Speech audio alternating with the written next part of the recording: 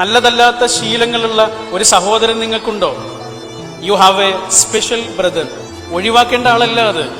ഒഴിവാക്കാൻ ആരെക്കൊണ്ടും കഴിയില്ലേ. പത്രങ്ങളിലൊക്കെ നിങ്ങൾ കണ്ടിട്ടില്ലേ, വലിയ കുറ്റകൃത്യങ്ങളൊക്കെ ചെയ്ത ആളുകള് അവരുടെ വീട്ടിലേക്ക് പത്രക്കാർ ചെല്ലും, അവരുടെ പാരന്റ്സിനെ കാണാൻ വേണ്ടിയിട്ട്.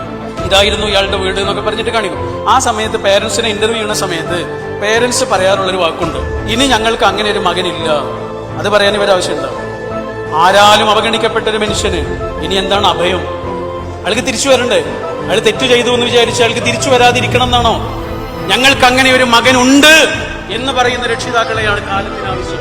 അവൻ തിരിച്ചു വരുന്നത് വരെ ഞങ്ങൾ കാത്തിരിക്കും. നിങ്ങളുടെ ഒരു സുഹൃത്ത് ഒരു കുറ്റകൃത്യം ചെയ്തു എന്ന് വിചാരിക്കുക, നിങ്ങൾ എന്താ പറയാ?